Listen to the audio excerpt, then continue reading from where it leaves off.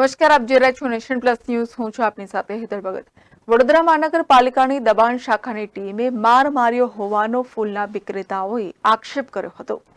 વડોદરાના લાલબાગ બ્રિજ નીચે ફૂલનું વેચાણ કરતા હંગામી લારી ગલ્લા પથરાવાળાઓને ખસેડવા આજે પાલિકાની દબાણ શાખાની ટીમ પહોંચી હતી, જ્યાં અહીંથી તેઓનો ફૂલ સહિતનો સામાન જપ્ત કરતી વેળાએ બોલાચાલીથી ગરમાવો આવ્યો હતો.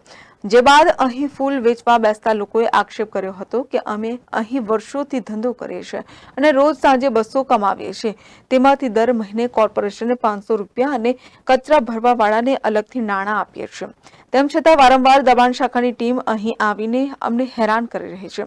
ઘણી વખત સામાન જપ્ત કરવાની કાર્યવાહીનો આદેશ ઉપરથી આવ્યો છે તેમ જણાવી અમારો સામાન ફૂલો ગલ્લા લેવાઈ જાય છે. અમારા જીવન નિર્વાહ માટે ભરેલા પાણીના કારબા પણ દબાણ શાખાની ટીમના કેટલાક કર્મચારીઓ દ્વારા ફેંકી દેવામાં આવે છે.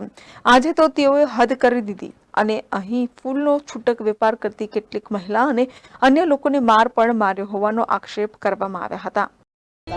બે દિવસે હેરાન કરે અમને અને બેસવાનું ના પાડે ફૂલ વેચવાનું. હવે બેસવાનું નહીં કહે અમને મારી જાય છે. આ જો કોર્પોરેશન વાળા ધંધો કરવા નહીં બેસવાનું એવું કે છે. તમે કોર્પોરેશનમાં પૈસા ભરો? ભરીએ 500 રૂપિયા ભરીએ છીએ. ભાવતો આજો 500 રૂપિયા અમે ભરીએ છીએ. વગર કામના મારી ગયા તમે? વગર ફોગરના મારી છે અમને. હવે બેસવાનું જ નહીં તો અમે ખેંચીને માર્યા અમને બધા પેલા માસીનો હોય મારી છે. આ લાલબાગ બ્રિજ ની ધંધો કરીએ છીએ અમે લોકો. 200-300 રૂપિયા મળે છે અમને આખા દિવસ ધંધાના અંદર. અમે ધંધા છે અમારું ગુજરાન ચલાવીએ છીએ. અમે અમારા નાના બચ્ચાનું પેટ પોષ એ કરે છે. અમે આગળ એવું વિચારે છે કે 10-20 રૂપિયા જમા કરીએ તો અમારા બચ્ચા આગળ ભણીને આગળ આવે. આ લોકો 600 રૂપિયા દર મહિને લઈ જાય તો અમારી જોડેથી કઈથી પૈસા વધશે? અમારે ખાવાનો ખર્ચો આ દર મહિને 600 લઈ જાય તો અમારા બચ્ચાને અમે કેવી રીતના ભણાવશું ઘણાવશું? અમારે 200 રૂપિયા મળે તો એવું 4 જણનો તો ખાવાનો ખર્ચો જ 200 રૂપિયા છે. દર મહિને 600 લઈ જાય. મારવા જુરવાસી વાત કરે છે. આ લોકો ગારો આપે છે. બધા કપડાં બપડા બધું ફા નાખ્યા. 600 રૂપિયા દર મહિનાની પાવતી છે અમારી જોડે. કોર્પોરેશન વાળા દબાણ આપે છે અમને કે તમે લોકો એસી જગ્યા જ ખાલી કરો તો રૂપિયા ભરતા બી અમને આવું પહેલાં કીધું હતું અમે કચરાની પાવતી બી ના ભરીએ તો અમે 500 રૂપિયા બેવાના બી ના ભરીએ. પણ આવું અમને પહેલેથી કેવું હતું? આટલી બધી પાવતીઓ થઈ ગઈ એવું થઈ ગયું. એના પછી આવી દબાણો આપે છે કે અહીંથી ઉઠી જાઓ અહીંથી બીજે છે તો અમને કંઈ બીજે દુકાન લગાવી આપો અમે ત્યાં ધંધો કરીએ.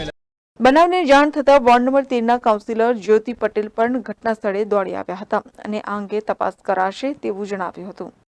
કાલે રાત્રે પણ ફોન આવ્યો તો મને અહીંયા આગળથી પબ્લિકમાંથી અને મારા બૂથ પ્રમુખ છે અહીંયા આગળ અને મારો દત્તક વિસ્તાર છે વિશ્વામિત્રી મહાકાળીનગર. તો ત્યાંના જ લોકો જે છે ગરીબ લોકો છે એ લોકો અહીંયા આગળ ધંધો કરવા માટે આવે છે. ફૂલનો ધંધો કરે છે અને એ લોકો 500 રૂપિયાની પાવતી પણ ફળાવે છે અને 100 રૂપિયાનો જે સફાઈ માટેનું હોય છે એ પાવતી પણ ફળાવે છે. એ પણ મને ધ્યાન દોર્યું એ લોકોએ ને મારી પાસે એ લોકોના મેં ફોટો પણ લઈ લીધા છે કે ખરેખર આ લોકો પાસે પાવતી છે કે નહીં. એ પહેલાં તો મેં તપાસ કરી અને એ લોકો પાસે પાવતી બધાની પાસે પાવતી છે. એટલે મેં વોર્ડ ઓફિસરને વાત કરી કે આ લોકો પાસે પાવતી છે તો કેમ હેરાન કરવાનું, એમ વિષય શું છે એ તપાસ કરવાની જરૂર છે. અને મેં કમિશનર સાહેબને પણ કીધું છે કે અહીંયા આગળ ભલે દબાણ હટાવો એ સારું જ કામ છે, પરંતુ જ્યારે પાવતી હોય તો એ લોકોને વ્યવસ્થિત જગ્યા આપો કે એ લોકો હેરાન ના થાય અને આપણે પણ એ લોકોને હેરાન કરવાની નોબત ના આવે કે એ લોકોની પાસે છે તો એ લોકોને જગ્યા વ્યવસ્થિત આપીએ અને એ લોકો જગ્યા આપે અને ત્યાં આગળ વ્યવસ્થિત એમનું ધંધો કરે. કેમેરામેન નવનીત પરમાની સાથે Satyam Nevaskar, Nation Plus News, Vadodara. સમાચારોના સતત અપડેટ માટે નેશન પ્લસ ન્યૂઝના યુટ્યુબ ચેનલને સબસ્ક્રાઇબ કરો, બેલ આઇકન દબાવો અને ફોલો કરો ઇન્સ્ટાગ્રામ, ફેસબુક અને ટ્વિટર પર.